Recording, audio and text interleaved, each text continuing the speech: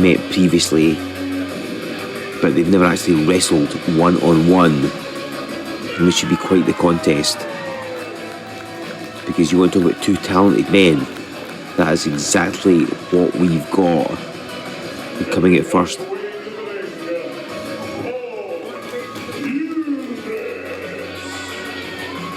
Paul Hubris, the essential Paul Hubris, a native of Edinburgh, but he is now a world traveller. We last saw him in WTL at the start of the year on Wrestling Showdown. He's been wrestling since 2015. Well, he actually began as a referee, and it was during that time that he encountered Drew Marshall. He used to compete regularly for the same promotion. He even announced the WTL show once upon a time. If you rake through the archives, you might be able to find that.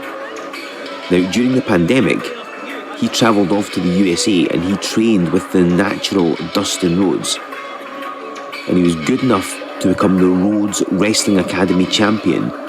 So that should tell you just how talented Paul Hubris is. And he regularly competes over in the USA. In March of this year, he was in a tag team match opposite former WWE stars Kevin Thorne and the Headbangers. And if you're thinking, my God, this man's talented, he's a former contestant on Ninja Warrior UK. Paul Hubris, he called himself the Essential, and he absolutely is.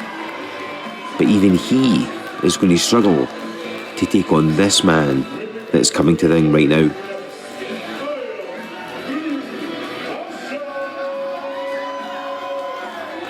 It's the Scottish Superman, Iron Drew Marshall, a man who's been part of Scottish wrestling for so many years. His first WTL match was 2008. He'd already been going a couple of years by then. He has wrestled all over the UK, Scandinavia. He was in South Africa not all that long ago. And he's faced, a litany of names. I mean, I think there's very few people in Scottish or indeed English wrestling that Drew hasn't encountered at some point. He's faced likes of Johnny Storm, current AEW star Kip Sabian. He wrestled Auguste Artois, who we're about to see in our next match, back in May. And in April, he challenged none other than EC3 for the NWA World's Championship. So if you want to know how good Drew Marshall is, the fact that he was the one selected to face EC3 for one of the longest running, most prestigious world championships in the world, really, that says it all. That speaks volumes. And of course, he's faced most of the WTL roster over the years, and he is in such good shape. Drew Marshall has really been honing his abilities and honing his physique, certainly over the past 12 months. He's never been in better shape. And he's not even all that old. But of course, he's got those veteran instincts because he started when he was young. So he's been wrestling a long, long time, but he still has some youth on his side. Normally it's that weird thing is that by the time you've gained a couple of decades of experience in pro wrestling, and all that knowledge, your body's now like 20, 30 years older. So it's, you haven't got the physicality of youth, and it sometimes becomes a bit harder to do things. Drew's got that. Drew's got both of those things, decades of experience and youth on his side. He was very pleased with himself with that arm drag, as he should be. Just ignoring the chance of Baldy. The Jackal got those as well. This is obviously a choice hairstyle-wise. Paul chooses to shave his head. There's a knee and a hip lock. Takes down Drew Marshall. Hubris is a strong guy. When he was refereeing, he was very thin and very lean, but he is bulked up.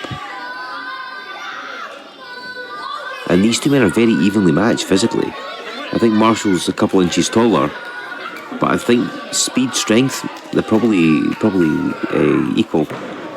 And you see the ease in which Paul Hubris just slammed Drew Marshall. Been having his way with him here, but Drew, I think he's had enough. Trying to get this crowd fired up on his side. They do love Drew Marshall though. And hang on, there's an arm drag of his own. And a hip toss. Oh, Paul Hubris. I think his Hubris has got the better of him, as Marshall holds on to him. And down he goes with that body slam. And there's the exclamation point, a couple of clotheslines.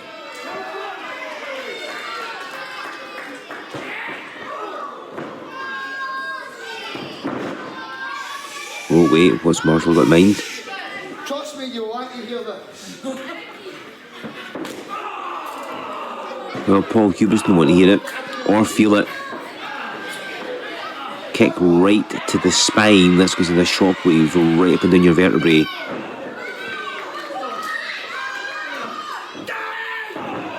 Sent on by Drew Marshall. Covers 1, 2. Hubris immediately out and goes to the floor. Hubris has gained practical experience. Again, he's not been around as long as Drew Marshall's not been wrestling as long as him. Again, he wrestles regularly, wrestles over in the States against a wide variety of competition. I mentioned Kevin Thorne and the Headbangers. I mean, that's impressive stuff. The thing is, if you look at the match, he held his own. It's not like, you know, they steamrolled over him. Paul Hubris had the better of them on multiple occasions. He really showed that he can hang with WWE superstars, or former WWE superstars in that case. Just taking his time on the floor. Of course, there's Drew Marshall trying to speed the count up. He's got a count to 10 on the floor. Of course, if Sean Moran reaches 10, then he'll be counted down. Paul knows this, hence the fact he slides out the ring and back out to break the count. Marshall getting frustrated. Well, Hubris ducked out the way.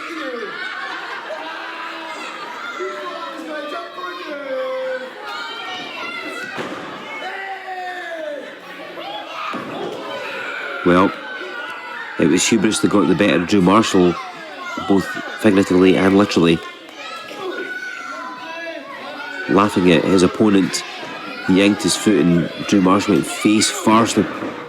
Nice spinning elbow, springboarding off the bottom rope there. And Paul Hubris, because of international commitments, doesn't compete in WTL quite as often as we might otherwise like. But he's back in the country. Management were more than happy to bring him in and put up against Iron Drew. I mean, on paper, you think this would be a really good match. And so far it has been. It'll be a big win for both men because, you know, it really depends what management are thinking as to where they go after this. But a win, you think that's going to put them in line for a potential title shot, right? Possibly against maybe Mayhem Brooks for the breakout title. Possibly against Tim Strange for the Wrestling Showdown title. You know, it could be anything, who knows? There's always potential if you can string some wins together. I mean, who wouldn't love to see either of these men against Mayhem Brooks or indeed Tim Strange?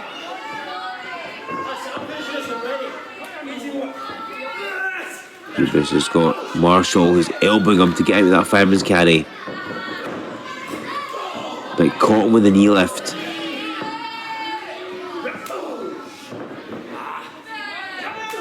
Couple of short arm clotheslines, but holding Marshall up. He's doing it to soften him and drives him down. This could end it. Covers 1, 2, 3. Oh, Drew Marshall. Split second getting that shoulder up. Hubris can't quite believe it. I think he expected that trifecta of clotheslines to stun Drew Marshall enough so that when he hit the fireman's carry, it would be, you know, easy pickings for him. But Drew Marshall has proven not to be easy pickings for anyone. And Paul Hubris, that was raw power with that clothesline. See, again, he's going for the cover.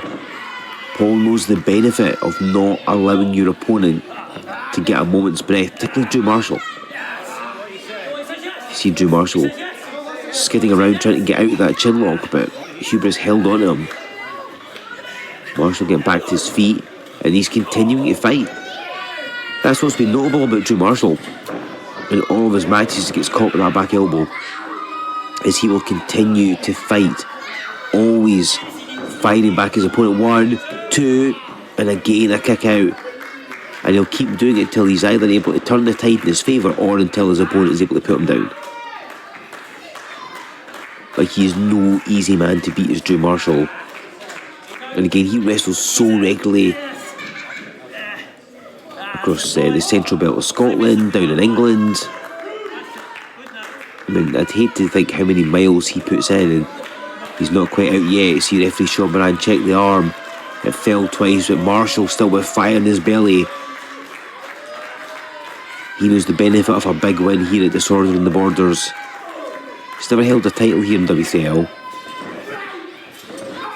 As he crashes into Paul Hubris with some speed as well, but the momentum carried him off. He knocked him down and rolled off him.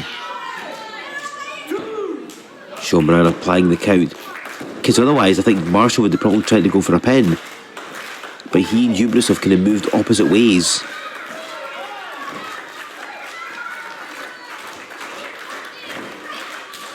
Big strike by Drew Marshall. It's a hard hitter. This is Paul Hubris though. Both men rubbery legged. Can't say I blame them. And it's forearm after forearm after forearm. Who's going to get the advantage? And it's Marshall keeping hold to the back of Hubris' head with those short angle strikes, but Paul Hubris kicked the leg away and DDTs him. And again another cover by the essential Paul Hubris. But another kick out by Iron Drew. And Hubris, I think he's getting to the stage where he's wondering what to do next. I mean, he's been able to counter everything Drew's thrown at him, but similarly, Drew's countered everything that Hubris has thrown at him. And is he going to suplex him at the corner? I think he's going to suplex him at the turnbuckles. Marshall's blocking it. And a reversal. And Marshall now pops Hubris over his shoulders. Oh, and takes him down. Fireman's carry slam. And a kick out. Hubris not quite done yet, still too fresh. Down goes Paul Hubris, courtesy of Drew Marshall. Reversed that vertical suplex and then slammed him down. Attempting that 1-2 punch to kind of try and keep him down, but couldn't quite do it.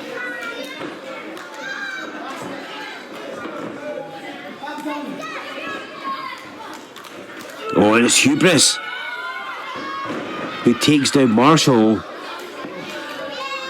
and now covers him again. But once more Drew Marshall kicking out. Both these men unleashing their big guns, and both these men pulling something out and countering each other. It looked like it was Marshall that was going to give something to Paul Hubris there, but it was Hubris that hoisted him up, drove him down. We are seeing both men unable to really gain a long advantage. They're able to pull moves out with each other. It's all back and forth. And I think it's going to be the first man that makes a mistake. And that may have been it.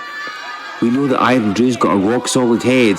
Hubris either didn't know or had forgotten it, because he headbutted Drew Marshall and it did not work. And that's how you do it. Could this be it? Kneels across him. And that's all she wrote. Iron Drew Marshall clearly ahead of Iron as well. Using that headbutt to great effect. Not sure how he trains to make his head more